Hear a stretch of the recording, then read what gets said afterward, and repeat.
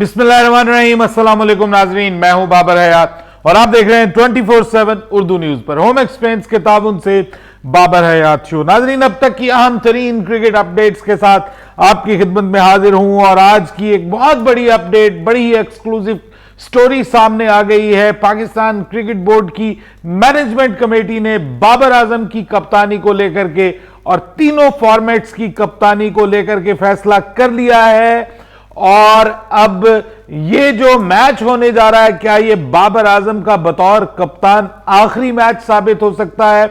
इसके ऊपर आज के इस प्रोग्राम में मैं एक्सक्लूसिवली आपको एक ये ब्रेकिंग स्टोरी से अपडेट करने जा रहा हूं। इसके अलावा हम बात इस प्रोग्राम में करेंगे कि जनाब पाकिस्तान के नए हेड कोच के लिए कुछ नए नाम सामने आ रहे हैं। एग्जैक्टली 4 नाम सामने आ रहे हैं जिनमें से किसी एक को पाकिस्तान का हेड कोच बनाया जा सकता है। वो बड़े जबरदस्त नाम है चारों जो है।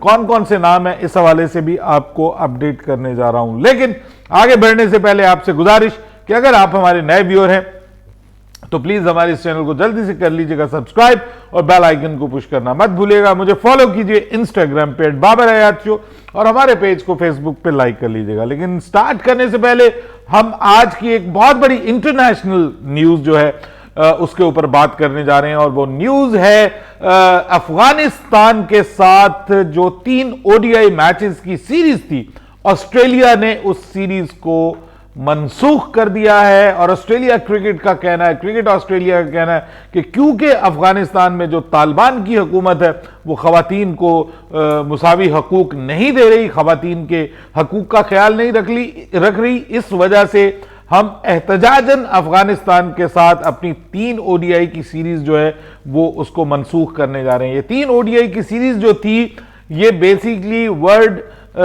जो सुपर लीग है, ODI super league world cup की, ये उसका हिस्सा थी और इसको जो है वो इस सीरीज को मनसूख करना, कैंसिल करना अफगानिस्तान क्रिकेट के लिए बहुत बड़ा धचका है। और ये धचका लगने के बाद अब जो अफगानिस्तान के क्रिकेटर्स हैं उनमें से कुछ क्रिकेटर्स ने तो बाकायदा तौर पर बीपीएल जो है, बीबीएल, उसको छोड़ने का, big bash league Australian league में वो खेल रहे हैं, उसको छोड़ने का बाकायदा ऐलान कर दिया है। नवीन उल हक इसमें से एक है।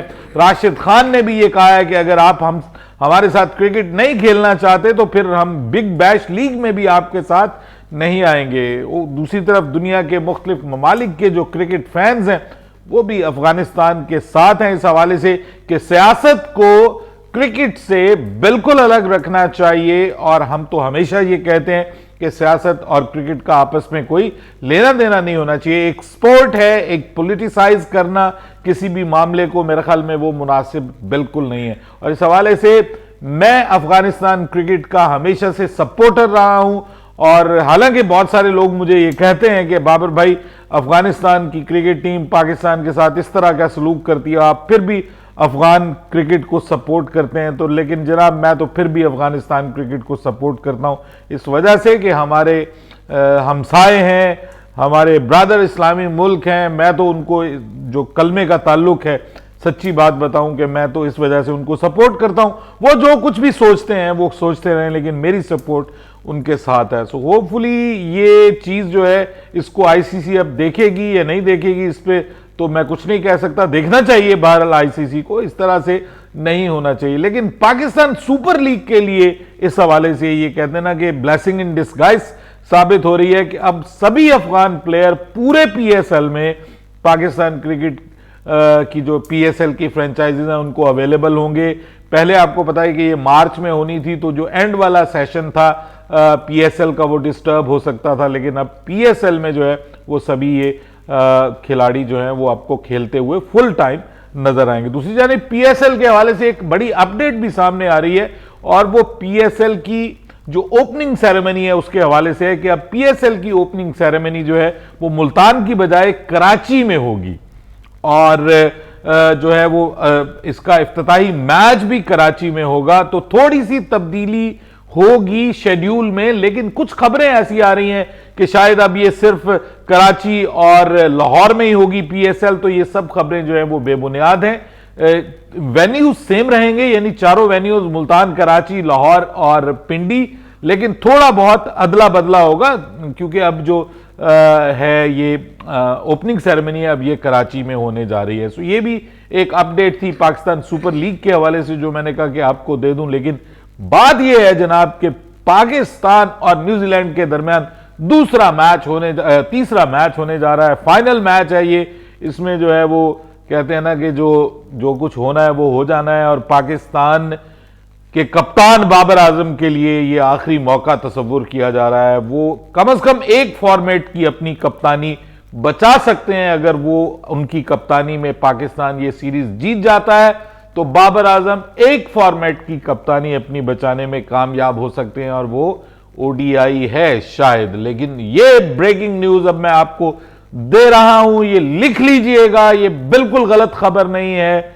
ये मैनेजमेंट कमेटी रही तो बाबर आजम 3 फॉर्मेट्स के अब कप्तान नहीं रहेंगे, ये फैसला हो गया है। बाबर आजम को सिर्फ एक फॉर्मेट का कप्तान रखा जा सकता है। क्या वो T20 के कप्तान रहेंगे या ओडीआई के कप्तान रहेंगे, इसका फैसला पीएसएल के दरमियान हो जाएगा। ये मैं आपको बता रहा हूं कि पीएसएल के दरमियान इस चीज का फैसला हो जाएगा कि टेस्ट कप्तान कौन होगा, ओडीआई कप्तान कौन होगा और T20 कैप्टन कौन होगा। ये पाकिस्तान सुपर लीग के दौरान जब ये मैनेजमेंट कमेटी मुस्तकिल बेसिस पर बैठा करेगी, सिलेक्शन कमेटी, अबूरी सिलेक्शन कमेटी भी बैठा करेगी, तो ये फैसला कर लिया जाएगा। इसकी बुनियादी वजह क्या है? इसकी बुनियादी वजह यह है कि जो नई मैनेजमेंट कमेटी है वो ये सोचती है कि किसी एक कप्तान को तीनों फॉर्मेट में जब आप कप्तान बना देते हैं तो वो कप्तान जो है वो बड़ा नखरालू हो जाता है, फिर उसके आपको नाज नखरे उठाने पड़ते हैं और वो बड़ा ताकतवर कप्तान बन जाता है। फिर अगर शान मसूद को नायब कप्तान बनाया जाए तो उसको फिर बाहर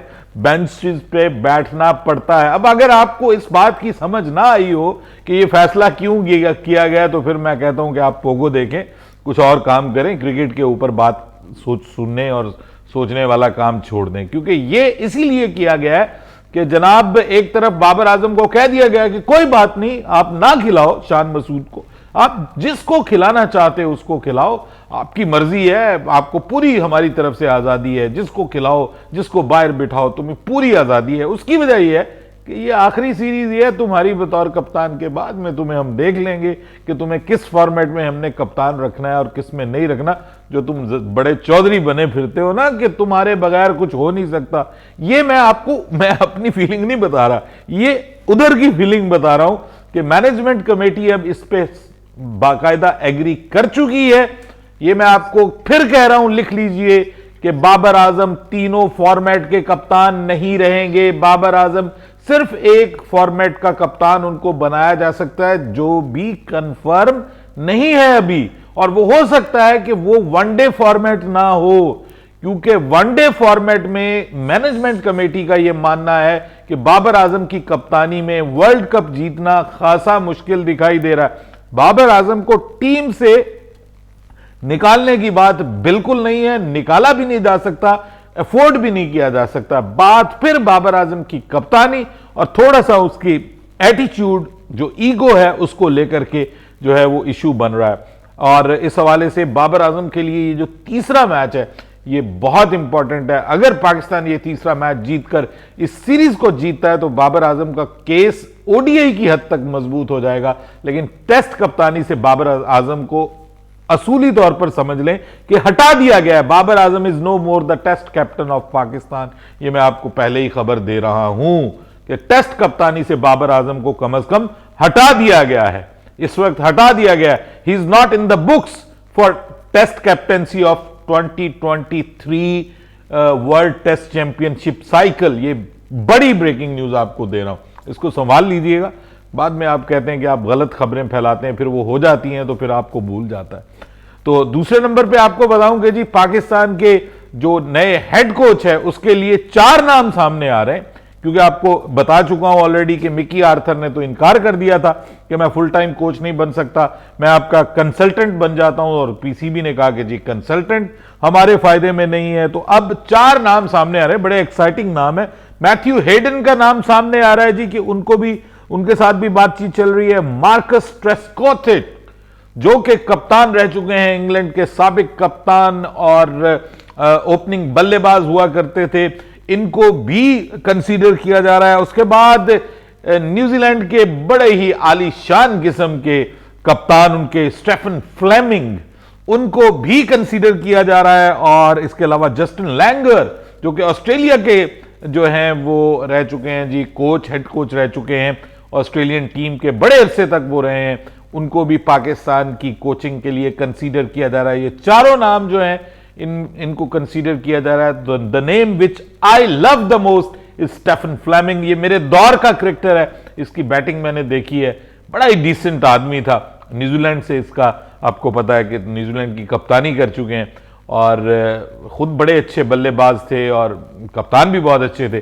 तो मैं ये समझता हूं कि मुझे तो ये बहुत पसंद है। बाकी ये तीनों नाम जो हैं वो ठीक है। मैथ्यू हेडन जो है वो एज सच उस तरह से मतलब प्रोफेशनल कोच नहीं है।